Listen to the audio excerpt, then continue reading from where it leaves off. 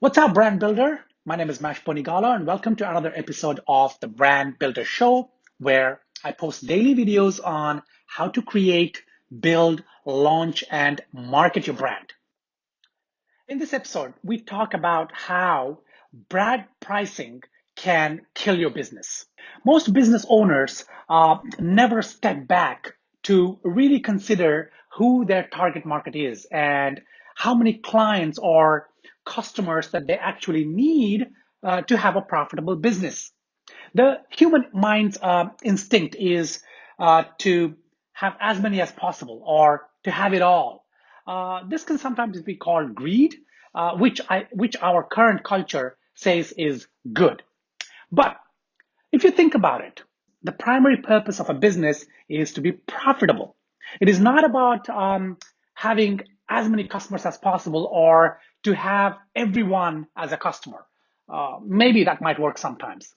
There are exceptions, of course, to this. Google, for example, wants everyone to use their search engine. Apple also wants everyone to buy their products, but sets a certain threshold by pricing its products high, right? Having a profitable business is should be the fundamental mission of any business. At least it should be. Without profit, there would be not enough money to plow back into the business, and there would be no innovation, no growth.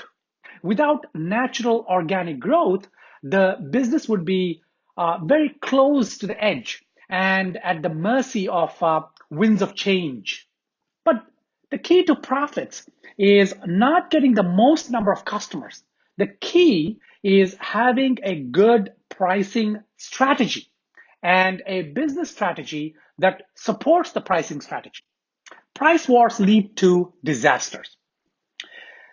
Years ago, I used to run a graphic design business aimed at the lower end of the market.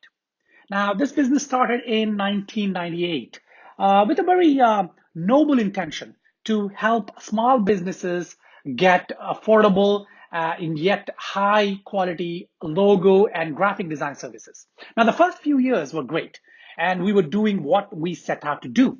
We worked with both local and national small businesses and helped them create identities that were on par with the big players.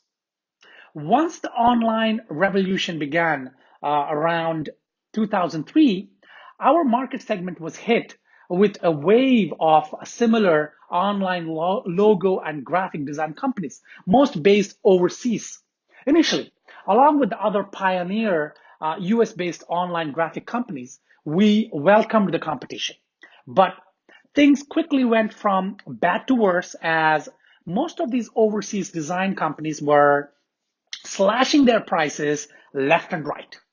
Like the other pioneering firms in the US, we too started to respond to these changes by cutting our prices to remain competitive. We were we were actually dominating Google search. And so we felt that the volume of sales and projects will make everything all right.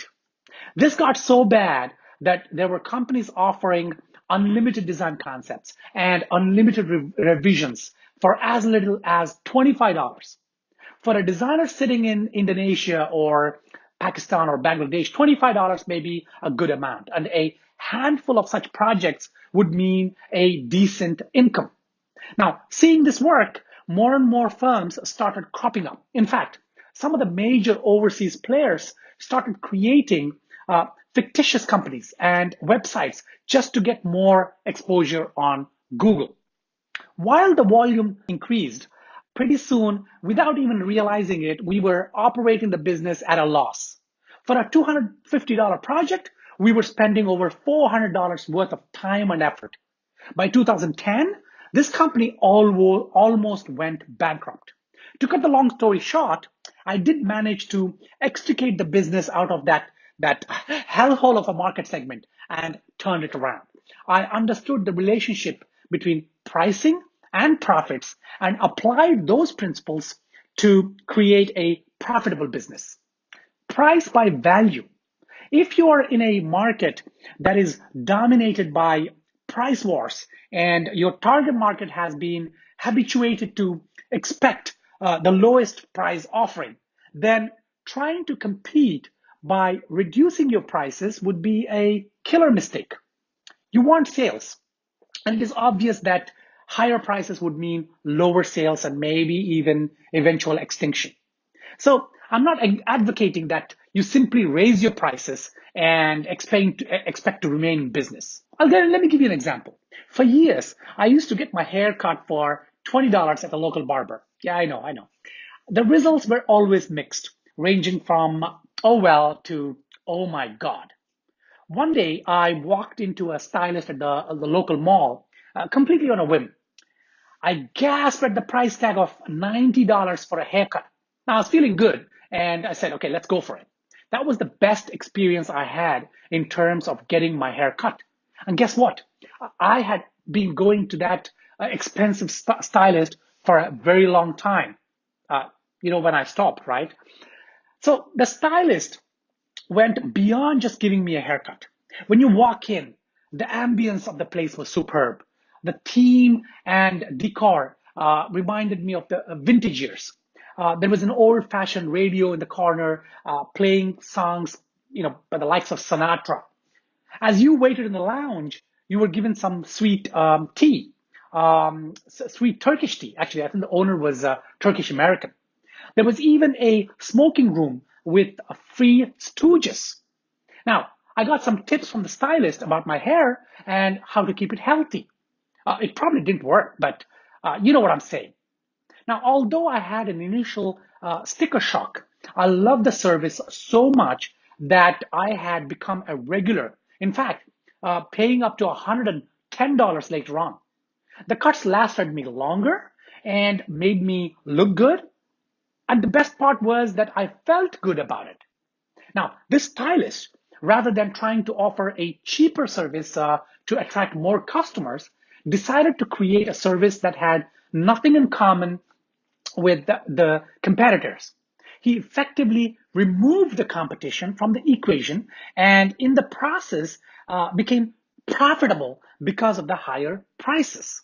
So the big question is, what is your pricing strategy? Now, how did you arrive at the prices that you're charging for your service or product? Did you just, randomly select a price point? Is it based on what your competitors are charging? Or is it related to the value you place on your service or product and the strategy you have in place to tell your brand story? Typically, there are three general pricing models that most businesses follow. Cost plus pricing. You calculate the total cost of your service or product, raw materials, production costs, time costs, and so on, and then add a percentage markup based on the predicted volume of sales of, let's say, 2,500 units. For example, let's say your product costs $50 to produce. And based on the anticipated sales volume, you might decide to add a 20% margin. The result is that your product's price point is at 60. So you got $50 plus 20%, 60. As long as your predicted sales volume target is reached, you will always be in profit. And a 20% profit is a very healthy profit. But the big question is, would you always hit your anticipated sales volume? Now, sales are largely dependent on external factors of the marketplace, and they can fluctuate wildly. If sales volume goes down, you end up with a loss. So how do you offset this? You should factor in a drop in sales and then increase the price to compensate for the drop. In this example, if your sales volume dropped to, let's say, only 1,500 units, then you need to increase the margin to get to the same level of profits. So that's one model. The next model is return on investment pricing.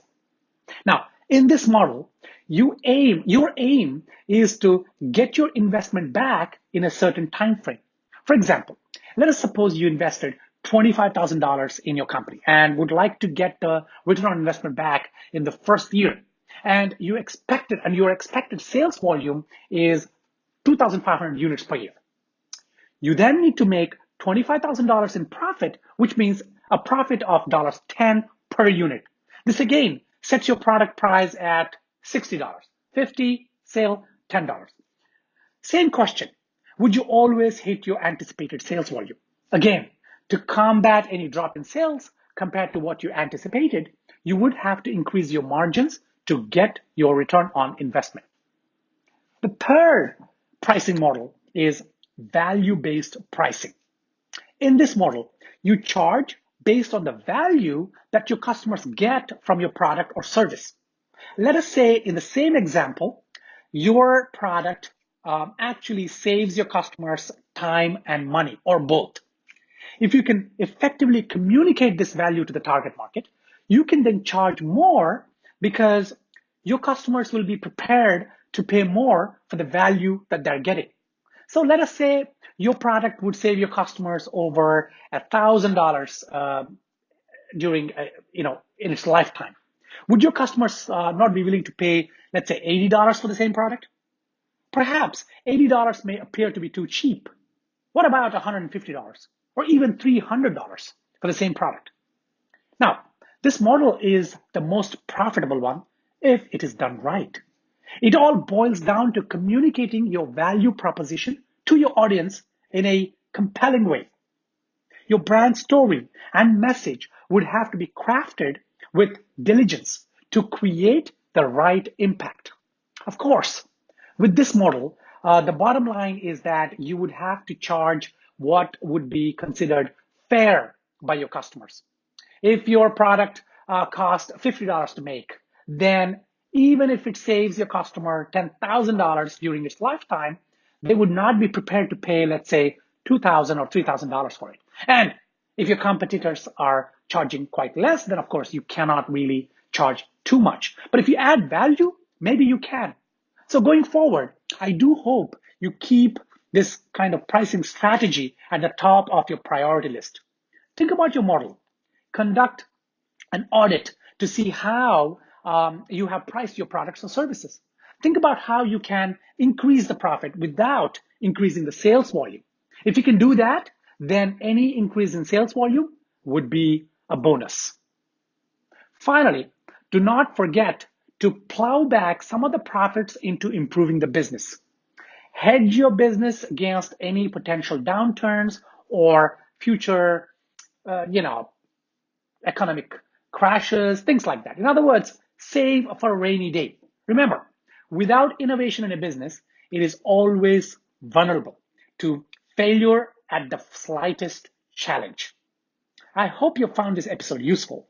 If you have any questions about this episode, please hit me up on Twitter. My handle is @Bonigala. Or leave a comment below this video and I will surely respond. And please don't forget to subscribe to the Brand Builder Show channel so that you'll be alerted when my next episode comes out. Till my next video, take care.